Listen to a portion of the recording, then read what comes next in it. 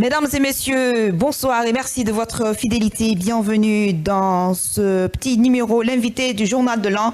Et on s'achève dans quelques heures vers 2025.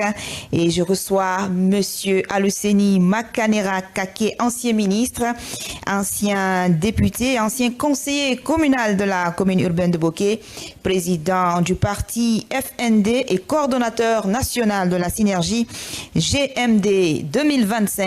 Entendez, et général Mamadi Doumbouya 2025. Monsieur Makanera, bonsoir. Bonsoir, madame. Merci d'avoir accepté l'invitation du groupe Évasion Guinée. C'est toujours un plaisir. Alors, vous rentrez de Boké pour une campagne de sensibilisation au compte d'un mouvement de soutien que vous avez créé. Dites-nous, quel est votre mobile? D'abord, je voudrais vous dire que la synergie GMD 25 n'est pas un mouvement de soutien, mais c'est une structure fêtière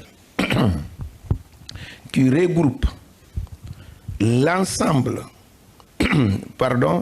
des partis politiques, des associations, des mouvements, des syndicats et autres qui soutiennent les idéaux du général Mamadi Doumbouya. Donc effectivement, je suis allé à Boké pour des consultations.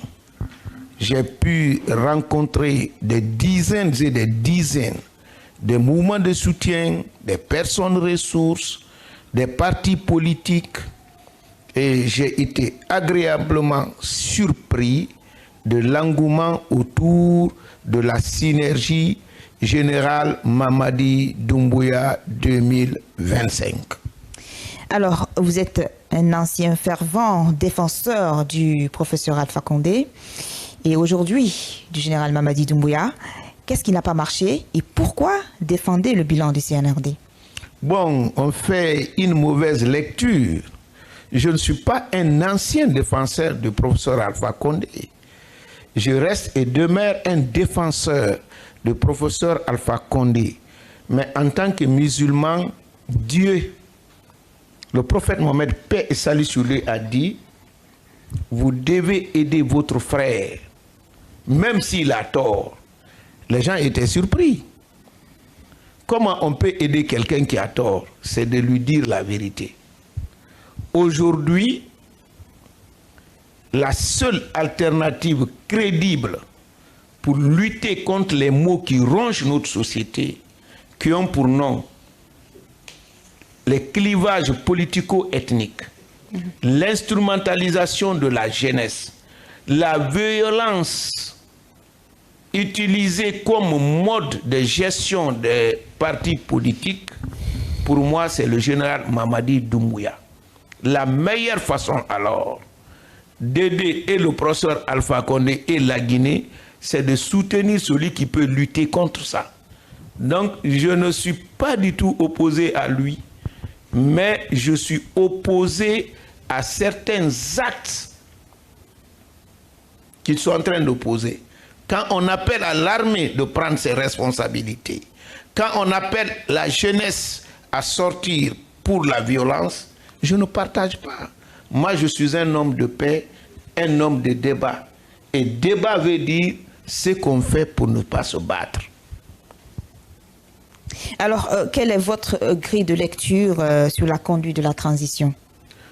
Si j'ai accepté de venir et soutenir publiquement général Mamadi Doumbouya, c'est parce que je suis satisfait de la manière de la conduite de la transition. Je ne vous dirai pas que tout est parfait. D'ailleurs, aucune œuvre humaine ne peut revendiquer la perfection.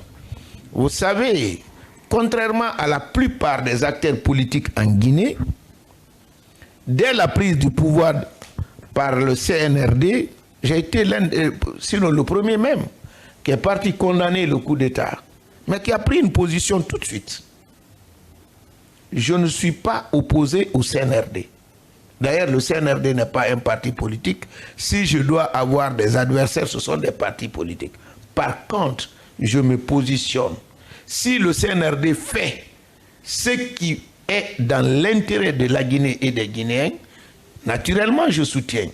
Si le CNRD fait ce qui me semble être opposé aux intérêts des Guinéens, je dénonce. Ça, je l'ai dit dès les premiers mois.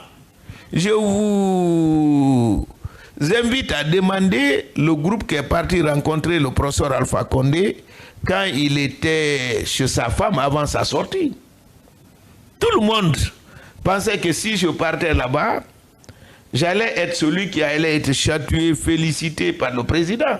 Mais ça n'a pas été le cas. C'était le contraire. Quand on est arrivé, il m'a dit, mais pourquoi tu as dit que ce qu'ils ont fait là, c'est bon?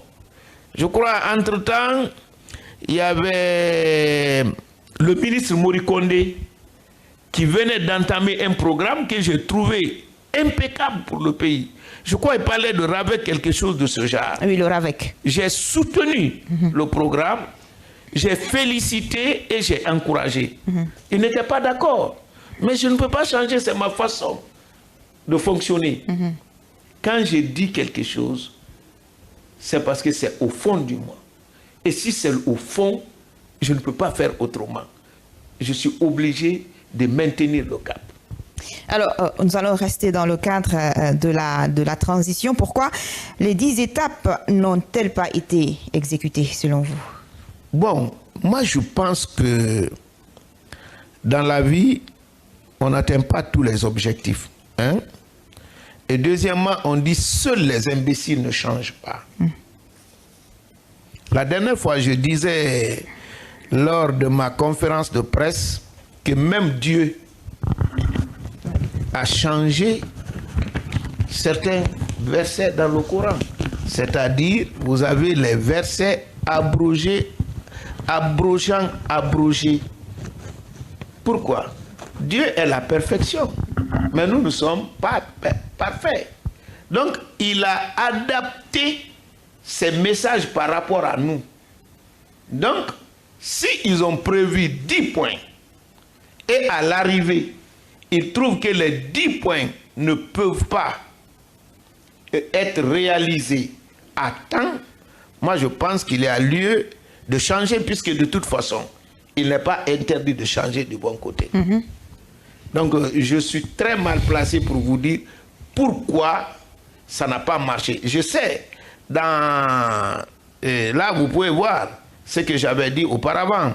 Par rapport au budget, je n'étais pas sûr qu'on pouvait boucler ce budget. Pourquoi? Parce que pour faire un budget, normalement, on demande l'intention, ceux qui ont des intentions de financer. Vous faites le budget avec ceci.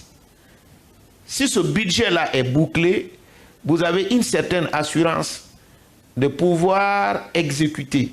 Mais si vous faites le budget, après vous présentez ce budget à ceux-là qui n'étaient pas là au moment où vous êtes en train d'élaborer le budget, difficilement vous pouvez avoir l'argent pour financer ce budget. Mais qu'à cela ne tienne, le bilan de CNRD est largement positif. Tant sur le plan sécuritaire, nous connaissons tous ce qui s'est passé dans la capitale à Conakry ici. Les violences, on a même érigé des murs sur l'autoroute ici. Les gens, il y a des quartiers, personne ne pouvait aller, surtout lorsqu'on dit qu'il y a des manifs. Mais depuis certains temps, il y a l'accalmie, il y a la paix, il y a la tranquillité. Sur le plan économique, ce qui n'était pas évident au départ, puisqu'il faut avoir l'honnêteté de le dire ici, à Évasion ici même, je disais que sur le plan économique, la transition ne pouvait pas faire grand-chose. Mais j'ai été surpris quand j'ai consulté les variables macroéconomiques de la progression de notre PIB. D'un PIB de 14,6 milliards en 2020, nous nous sommes retrouvés avec un PIB de 23,8 milliards en 2023. Au bout de 3 ans, le progrès était extraordinaire, plus que de l'indépendance jusqu'en 2010. Donc franchement, pour ceux qui veulent la paix et ceux qui veulent le développement économique, je ne pense pas s'ils peuvent trouver meilleur ailleurs que le CNRD. Alors, nous allons revenir sur la synergie. vous allez beaucoup plus nous expliquer c'est quoi la synergie, quels sont les objectifs et qu'est-ce que vous comptez faire pour accompagner les idéaux du général Mamadi Doumbouya. Bon, pour la petite histoire, je voudrais vous dire que l'idée de la synergie a émergé dans ma tête. C'est quand j'ai vu de l'engouement autour du soutien du président Mamadi Doumbouya, que ce soit les partis politiques, les ONG, les syndicats, les personnes ressources. Tout le monde veut soutenir. J'ai compris qu'il fallait trouver une organisation. Et pour organiser tout ce beau monde-là, il fallait mettre une organisation fêtière. Et pour trouver le nom, je salue, je félicite de passage mon ami honorable Cheikh Traoré, qui a trouvé un nom qu'on ne peut pas trouver meilleur que ça. La synergie.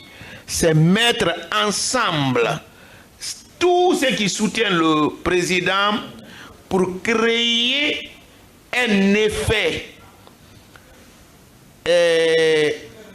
important, c'est-à-dire je mets un effet multiplicateur à la puissance exponentielle, si je me permets de le dire.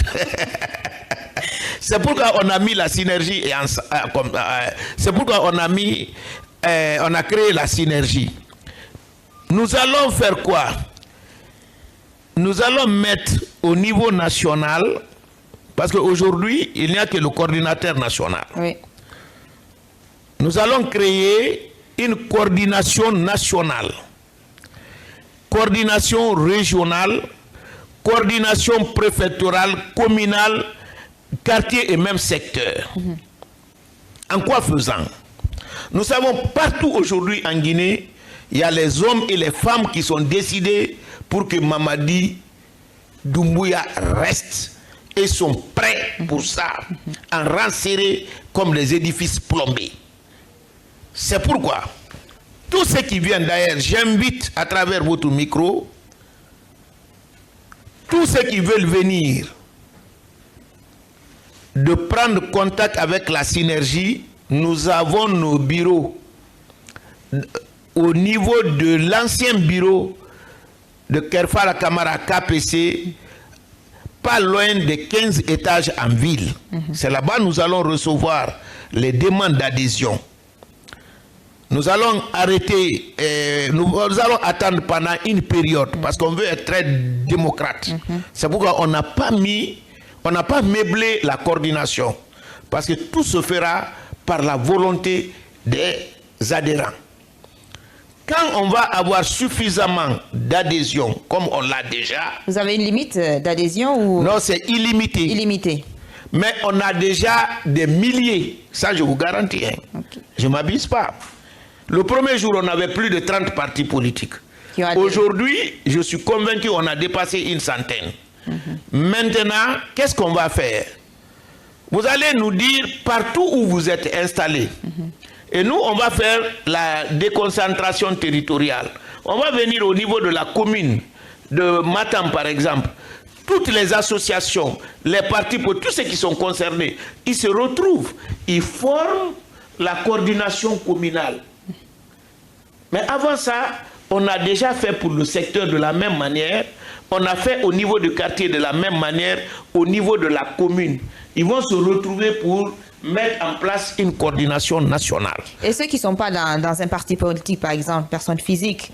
Les personnes ressources viennent aussi. Oui, oui. C'est-à-dire, tous ceux qui veulent être membres de la synergie peuvent être. Ce n'est pas limitatif. On peut être parti politique, on peut être ONG, on peut être syndicat. C'est pourquoi j'ai dit et autres. Il y a un âge requis pour ça? Non, vous n'avez pas... Il n'y a pas l'âge limite pour servir son pays. Okay. Et là, c'est pour servir la Guinée. Donc il n'y a pas l'âge limite. C'est qu'il n'y a pas une autre alternative plus crédible. C'est pourquoi, venez, toujours venez pour qu'on construise le pays. Il est temps. Il ne faut pas qu'on ait un rendez-vous manqué. De votre position, de la position de la CEDEAO sur les annonces du dernier sommet de cette organisation? Vous savez, de tout le temps, moi j'ai eu une position invariable par rapport à la démocratie. Pour moi, la démocratie, c'est par le peuple. Pour le peuple.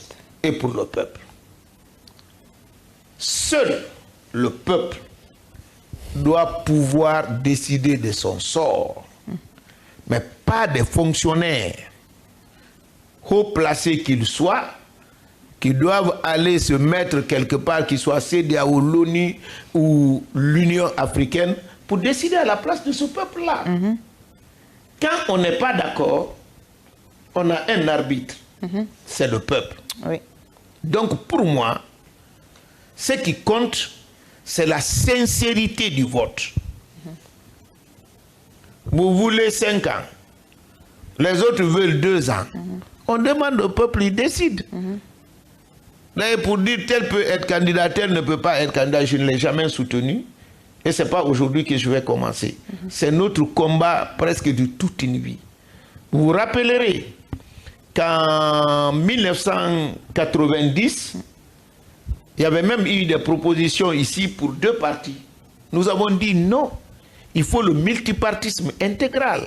Il faut permettre au peuple de faire librement son choix. Mais si on dit tel est militaire, il ne peut pas être candidat, où est la liberté du choix? Si le peuple réclame le militaire, mais quand même, il ne faut pas aimer le peuple jusqu'à l'empêcher de choisir ce qu'il veut, quand même. Alors, quelle est votre analyse sur la fermeture des médias libres en Guinée, sachant surtout que vous avez été un ancien ministre de l'information et de la communication? Bon, j'ai eu des petits soucis par rapport à la forme. Mais sur le fond, je ne suis pas opposé. Vous vous rappelez que j'avais tenu un propos qui a entraîné beaucoup de polémiques quand j'étais ministre en charge de la communication. J'avais dit qu'il faille mettre au pas tous les journalistes indélicats. J'ai dit pourquoi? Parce que si on n'impose pas les règles, c'est les moins méritants qui seront au-dessus des méritants. Parce que les gens aiment l'extraordinaire. Ce qu'on ne rencontre nulle part. Donc finalement, ceux qui font du travail professionnel, qui respectent l'éthique et la déontologie, ne seront pas vus. C'est un petit journaliste qui dit à un premier ministre, tu mens. Ou bien qui dit à un autre ministre, tu es un voleur sans avoir aucune preuve. Mais c'est eux qui seront populaires et suivis. Les professionnels vont disparaître. Tout à fait. Et à un moment donné, le peuple va se révolter contre les journalistes.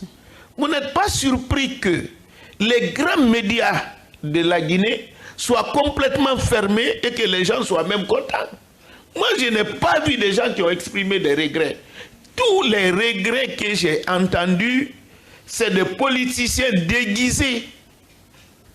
Simplement, ceux qui trouvent que tous les actes posés par CNRD, ce sont des actes mauvais à la base. Mais en dehors de cela, les gens étaient satisfaits. Il y a moins de mouvements, il y a moins de délations, il y a beaucoup de fonctionnaires qui ont perdu leur poste tout simplement parce qu'ils avaient été dénoncés, blanchis après. J'étais le nom d'un ancien ministre, j'étais avec lui il n'y a pas longtemps. Au temps du CNRD là même, on prend un dossier, on raconte de n'importe quoi sur lui, tout de suite on enclenche une poursuite, on l'envoie à la CRIEF, en fin de compte, il est blanchi. Mais il a déjà perdu son poste, le mal est déjà fait. L'honneur.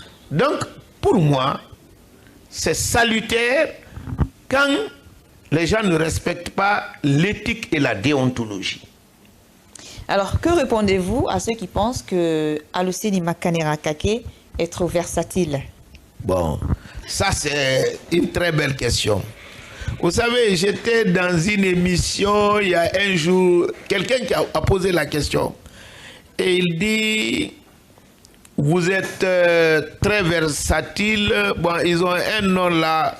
Il dit, connu pour son nomadisme politique. Je lui ai dit, j'ai quitté quel parti? Il a été incapable de citer un seul cas. C'est pour vous dire qu'en Guinée, la raison de notre retard, c'est dans nos têtes. Parce que les gens, ils ne réfléchissent pas. Quand une personne raconte, tout le monde suit. Et on sait, il y a certains partis politiques, ils ont une équipe formée pour ça, pour dénigrer ceux qui ne pensent pas comme eux. Sinon, je défie quiconque, à commencer par vous, de prouver un seul leader de parti politique qui a été constant. Même ceux qu'ils appellent constant, hein, parce que ce n'est pas ce qui est la constance en politique. Même ceux qu'ils appellent constant, vous ne trouverez jamais un comme moi. D'abord, j'ai commencé à militer dans l'opposition en 1992. De 1992 jusqu'à l'avènement de Alpha Condé au pouvoir, j'étais opposant 18 ans. Et en plus, aucun ministre, aucun ancien DG ne peut dire qu'il m'a vu même dans son bureau. Ce qui fait que j'ai terminé mes études en 1986. J'ai intégré la fonction publique la même année que ma propre fille, en 2011.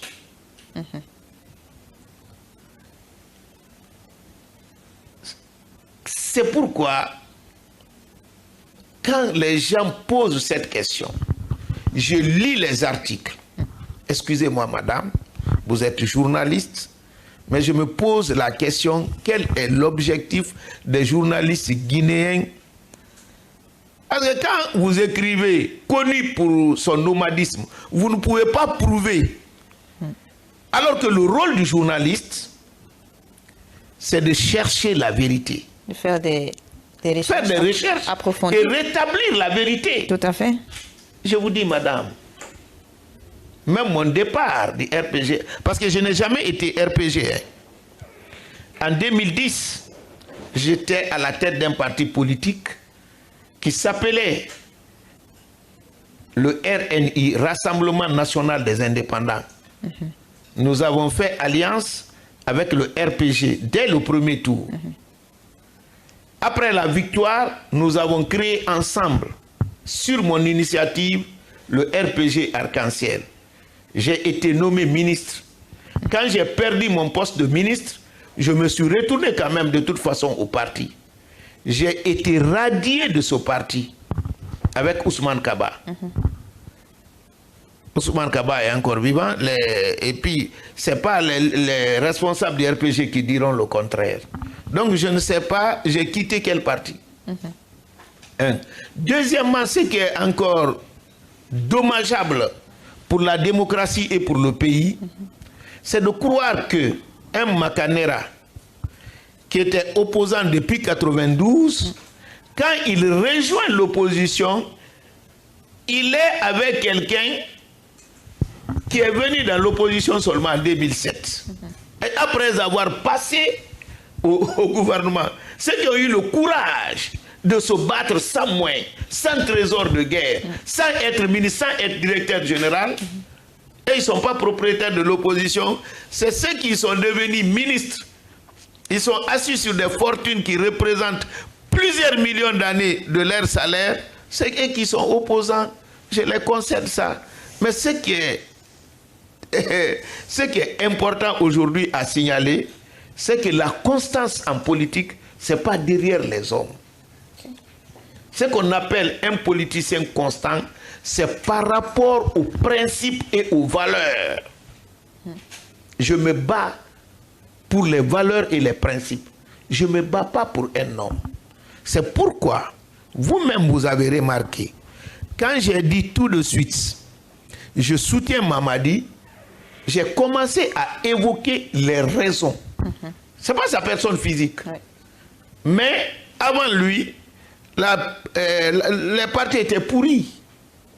C'est le clivage ethnique, c'est les violences, c'est les morts chaque manifestation. Mais quand même, à un moment donné, il faut s'arrêter et changer. Alors, M. Makane Rakake, durant l'année, plusieurs acteurs sociopolitiques ont été enlevés. C'est le cas de Habib Marwan Kamara, Fonike Mengue Biloba et tout récemment Aliouba, qui a été placé sous mandat de dépôt. Comment expliquez-vous cette dégradation du climat sécuritaire? Bon, j'ai deux façons de répondre à cette question. Vous savez, moi je le sais, ceux qui nous regardent savent que Dieu existe. Et que ce Dieu-là, il ne prend pas de dettes, mais il paye.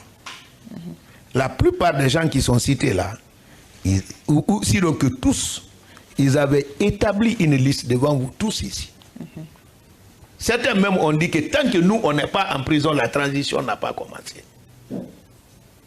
Ils nous ont traités de gens qui ont massacré 300 personnes et qui devaient même être pendus. Pendant ce temps, ils n'ont aucune preuve contre les gens qui sont sur leur liste. Certains n'ont même pas de l'âme. Et la plupart d'entre nous, à commencer par moi, on a fait comme ça. Dieu juge entre ces gens-là et nous. Si certains se retrouvent en prison en tant que croyants, je ne vais pas nier la main de Dieu. Ça, c'est ma première réponse. La deuxième réponse, quand un dossier est judiciarisé, la seule chose qu'on demande en tant que démocrate, que le droit soit dit, que toute la vérité autour du problème soit connue et que aucun innocent ne soit condamné et qu'aucun coupable n'échappe. C'est ce que nous, les démocrates, nous pouvons demander. Parce que nous ne pouvons pas aujourd'hui avoir les mêmes regards que ceux qui sont au pouvoir par rapport à des personnes et par rapport aux actes. Plusieurs hommes peuvent observer la même chose. S'ils n'occupent pas les mêmes positions, ils ne verront pas de la même manière. Laissons la justice faire son travail. Exigeons de cette justice une justice juste. C'est ce que moi je peux dire sur ce plan. Alors, certainement la dernière question, la fin de la transition selon l'accord du CNRD-CD avec la CEDEAO prend fin ce 31 décembre 2024. Qu'est-ce que vous proposez à cet effet? Bon, moi, vous savez, je suis l'un des acteurs politiques les plus prolifiques en communication. Mais quand vous regardez, j'en ai très peu parlé. Parce que pour moi, ce n'est pas le temps qui est important, c'est le contenu. 3 ans dans la vie d'un peuple, d'une société, mais c'est rien. Est-ce que nous pouvons mieux faire pour réussir la transition? Je dis oui. Donc continuons. Le choix des 3 ans là, c'est d'une manière arbitraire, ça ne se reposait sur rien. Parce que de toute façon, ils ne diront pas que c'est le peuple de Guinée. Puisqu'on n'a pas demandé au peuple de voter pour déterminer la date de la transition. La CEDEAO et le gouvernement. C'est pourquoi moi, je souhaite que le cadre de dialogue soit reformulé. Pourquoi? Parce que les membres du gouvernement sont très mal placés pour défendre certaines positions. Parce que même s'il y a l'objectivité, mais on dira que ce qu'ils défendent, ça les profite. Donc aux yeux de certaines personnes, ils ne peuvent pas être et les membres du gouvernement ne peuvent pas être impartiaux. C'est pourquoi moi je veux que nous autres qui soutenons les idéaux du CNRD, qui sont convaincus que la seule alternative crédible aujourd'hui c'est eux, en face de ceux qui pensent il faut écouter la transition, il faut faire partir le CNRD maintenant.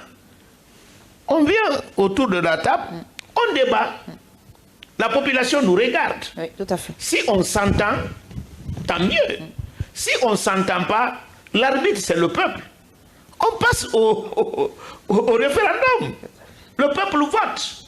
La seule chose qu'on peut demander en ce moment, c'est la sincérité. On ne peut pas aller au-delà. Oui. Vous ne pouvez pas vous donner le droit de dire il faut écouter, le droit de dire tel ne peut pas être candidat, et refuser le même droit aux autres de dire il peut rester, la transition peut continuer jusqu'à ce qu'on puisse atteindre les objectifs que nous souhaitons. La plus grande faute en politique en Guinée, mais là, je crois que la plupart de nos cadres pensent comme ça, c'est de croire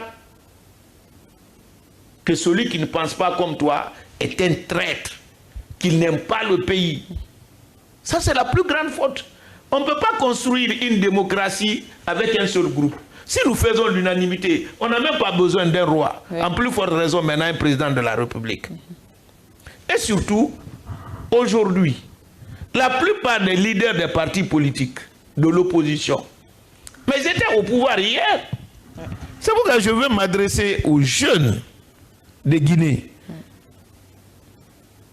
Sachez une seule chose, chers jeunes, je vous parle aujourd'hui comme si je parlais à mes propres enfants à la maison. Tout leader qui vous dit de ne jamais discuter, dialoguer, approcher ceux qui sont au pouvoir, il est en train de vous instrumentaliser et vous trahir. Parce que si eux n'avaient pas approché le pouvoir, n'avaient pas intégré le système, n'avaient pas occupé des fonctions qu'ils avaient occupées, ils ne pouvaient pas être vos leaders aujourd'hui. Si vous êtes derrière eux, c'est parce qu'ils ont accepté cela. Et ils sont en train de vous refuser ce qui a fait de ce qu'ils sont aujourd'hui. Ça, c'est ma première remarque. La deuxième, il ne faut pas qu'on fasse de vous des hommes haineux. La politique, ce n'est pas la haine. L'adversaire politique, c'est quelqu'un qui ne partage pas votre opinion aujourd'hui. Demain, il peut être votre allié. Donc, croire que ceux qui sont avec le pouvoir sont des traîtres, c'est le plus grand danger pour la démocratie. Parce que si vous estimez qu'ils sont traîtres, ils sont des bandits, mais ils ne vont jamais accepter que vous accédez au pouvoir. Parce que si vous accédez au pouvoir, tout en sachant que ce sont des bandits, mais la première des choses, c'est de régler leurs comptes. Et je suis convaincu, tant que vous n'arrivez pas à convaincre vos partisans d'aujourd'hui, et ceux qui ne sont pas vos partisans, c'est-à-dire ceux qui sont avec le pouvoir aujourd'hui, vous ne serez jamais au pouvoir. Donc c'est la plus mauvaise pratique de la démocratie en Guinée. C'est pourquoi l'alternance ici, ça va être très difficile. Pour la simple raison, ceux qui sont à l'opposition, ils ont instrumentalisé les gens, ils ont préparé les jeunes à la violence physique, verbale.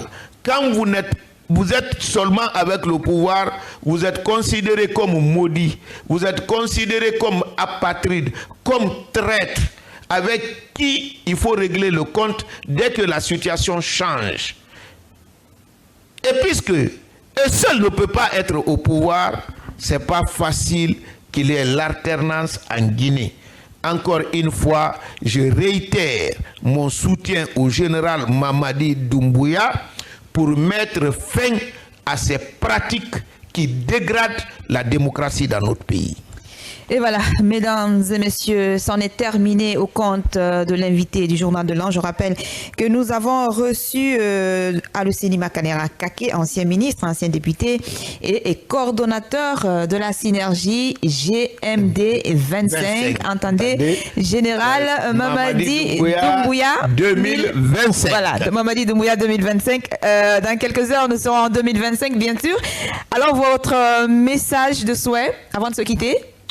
Je voudrais formuler mes vœux les meilleurs à l'ensemble du peuple de Guinée, à ces valeureux journalistes qui se battent pour l'instauration de la vraie démocratie et surtout pour que nous ayons des informations vraies qui construisent et non pas qui détruisent.